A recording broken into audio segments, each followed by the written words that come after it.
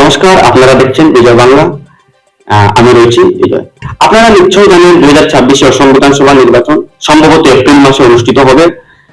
তবে আজকে আমি উপস্থিত আমাদের বরকলার প্রাক্তন বিধায়ক কিশোরনাথ মহাশয়ের কাছে।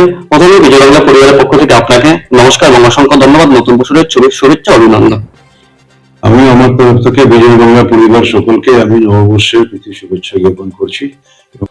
আমি আপনার কাছ থেকে একটি বিষয়ে জানতে চাই যে বরগুনা সমষ্টি নিয়ে। তবে বরকলাতে আপনার যে নাম উঠে আছে, অনেক চর্চিত আপনি রয়েছেন বরকলাতে, যেহেতু আপনি বরকলা বিধায়ক ছিলেন। তবে উন্নয়ন অনেকটাই আমরা দেখতে পাচ্ছি জনগণের মধ্যে আপনার নাম উঠে আসছে। তবে তারা চাইছে 2026-এ পুনরায় আপনাকে বিধায়ক পদে চান। তবে আপনার ইচ্ছাকৃত কি আপনি 2026-এ কি পুরোটাই প্রস্তুত মানে বরকলাকে নিয়ে? এই বিষয়ে আপনার কাছ থেকে আমি বিস্তারিত জানতে চাই। দেখেন, আপনি যেটা কথা বলেছেন খুব সুন্দর কথাই বলেছেন। বরকলার মাঠে আজকে যেটা দিকে জনগণের আওয়াজটা রয়েছে সেটা আপনি নিশ্চয়ই উপভোগ করেছেন। আপনি গেছেন, নিশ্চয়ই পেয়েছেন সেখানে। আমি বিধায়ক থাকাকালীন আমি সবসময় জনগণের পাশেই থাকতাম। জনগণের সুখে হোক, জনগণের দুঃখে হোক, সবসময় জনগণকে নিয়ে আমি চলেছি। যার জন্য জনগণ মনটা আমি জয় করেছি।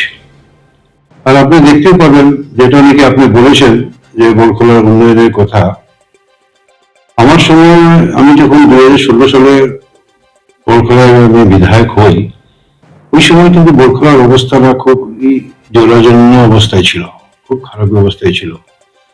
আর তখন আমি জনগণকে আমি কথা দিয়েছিলাম, যদি আপনাদের মূল্যবান ভোটে, আপনাদের আশীর্বাদে যদি আমি বিধায়ক হয়ে আসি, যতটুকু সম্ভব আমি বরকলার উন্নয়নের জন্য আমি কাজ করব।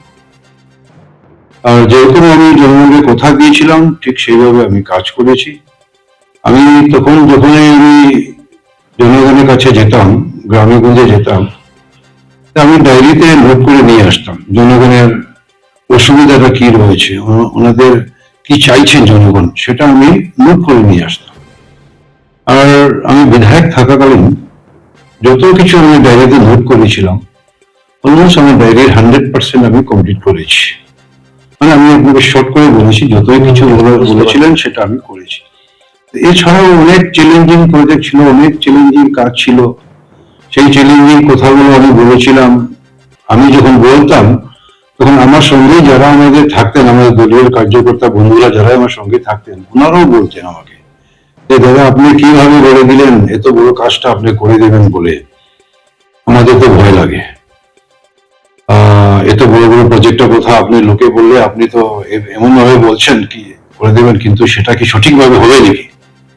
আমি ওনাদেরকে বলতাম তখন যে যেটা আমি করতে পারবো সেটাই আমি বলি, আর যদি করতে নাও পারি সেটার পেছনে আমি লেগে থাকি। আমার এই হলো, আমি যেটা করবো বলে যদি আমি এম নিই সেটা আমি করি। আমি অলমোস্ট আমি সাকসেস করেছি। এবং উদাহরণ দুই একটা না দুই চারটা আমি উদাহরণ দিতে পারবো। বরকলা যখন আমি বিধায়ক হওয়ার আগে, বরকলা, পূর্ব বরকলা এবং শিলচরের মাঝখানে যে কমিউনিকেশনটা ছিল সেটা খুব কষ্টের কমিউনিকেশন ছিল। বরাক নদীর উপর কোনো ব্রিজ ছিল না। আর বরাক নদী পার করতে এলে নৌকা দিয়ে পার করতে লাগতো, আর না হলে 15 থেকে 20 কিলোমিটার ঘুরে আসতে লাগতো। অথচ শিলচর টাউন থেকে বরকলার যে নদীটা ডিস্টেন্সটা রয়েছে 350 থেকে 400 মিটার ডিস্টেন্সটা রয়েছে। এই 400 মিটারের জন্য 15 কিলোমিটার ঘুরতে লাগতো। তাই পূর্ব বরকলা জনগণের গত 50 বছরের ওনাদের একটা ইচ্ছা ছিল, মানে স্বপ্ন ছিল যে বরাক নদীর উপরে একটা সেতু। আমি ওনাদেরকে কথা দিয়েছিলাম, যদি আমি আপনাদের মূল্যবান ভোটে বিধায়ক হয়ে আসি, সবচেয়ে প্রথম আমি সেই প্রজেক্টটাই নেব, আর আমি চেষ্টা করবো বরাক নদীর উপরে সেই সেতু নির্মাণ করার জন্য। ঠিক একইভাবে আপনি দেখতে পাবেন আজকের দিনে আমি জনগণকে যেভাবে কথা দিয়েছিলাম ঠিক সেইভাবে আমি কথাও রেখেছি। আর আজকের দিনে আপনি দেখতে পাচ্ছেন বরাক নদীর উপর সেতু নির্মাণ হয়ে গেছে। আর সেই সেতু নির্মাণ হওয়াতে ওই এলাকার জনগণের কতটুকু উপকৃত হয়েছেন সেটা আপনি ওই এলাকার জনগণকে জিজ্ঞেস করলে বুঝতে পারবেন যে ওনারা সেতুর জন্য কতটুকু উপকৃত হয়েছে। ঠিক একইভাবে আরো একটা জায়গা রয়েছে আমাদের এখানে হাতিছড়া জিপিতে, সোনাছড়া, রূপাছড়া, শিরিষতল, সত্যনগর, এই একটা খুব বৃহত্তর একটা এলাকা।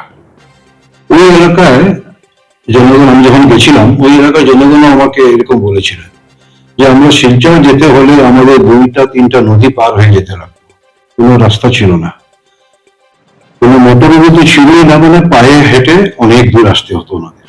তো ওনাদের একটাই কথা ছিল যে আমাদের অন্য কিছু চাই না, আমাদের শুধু এরকম রাস্তাটা চাই। আমি ওনাদেরকে কথা দিয়েছিলাম। আর তখনই আমার সঙ্গে যারা আমার দলের কার্যকর্তারা ছিলেন ওনারা বলেছেন, দাদা আপনি কি করে এটাকে বলে দিলেন যে আপনি ব্রিজ রাস্তা বানিয়ে দেবেন। সেটা আমি বলেছি, সেটা আমি করবই। ঠিক একইভাবে আমি বিধায়ক হওয়ার পর আপনি দেখতে পাবেন আজকে ওই দিকে ওই যে এলাকাটা আমি বললাম সেই এলাকায় রাস্তা, পাকা রাস্তা হয়ে গেছে, আরসিসি ব্রিজও হয়ে গেছে। এখন ওই এলাকার জনগণ দিনে হোক রাত্রে হোক যে কোনো সময় ওনারা টাউনে আসতে পারতেন। আগে ওনারা ওখান থেকে পেশেন্ট আনতে হলে চেয়ারের মধ্যে বসিয়ে বাসের মধ্যে কাঁধে করে বস্তার মধ্যে কিছু করে নিয়ে আসতেন। এখন আর সেই রকম, এখন অ্যাম্বুলেন্সের দৌড়ায়, গাড়িও যায়, সবকিছু যায়, সেই এলাকা হয়ে গেছে। সেরকম যদি আমি বলতে যাই আমার বরকলার এলাকায় অনেক কয়টা এরকম চ্যালেঞ্জিং প্রজেক্ট আছে। একদম ওখানে কাতলাছড়া আপনি চলে যান, দেখতে পাবেন সেরকম। সাবাসপুর চলে যান, দেখতে পাবেন। রামছড়া এলাকায় গেলে আপনি দেখতে পাবেন।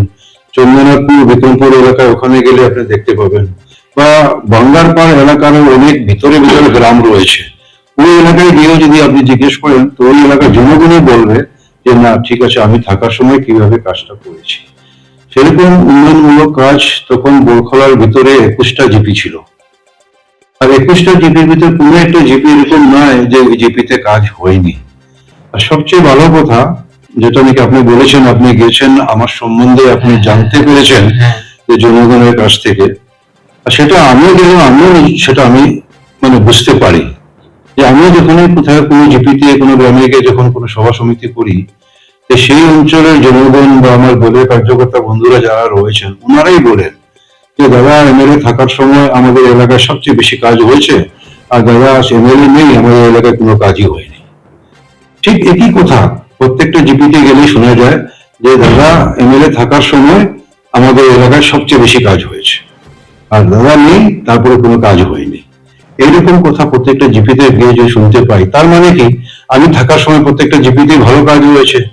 জিপি জনগণ যারাই রয়েছেন সবাই সন্তুষ্টই রয়েছেন, ওনারাই বলছেন যে আমার সময়ে ওনাদের এলাকায় বেশি কাজ হয়েছে।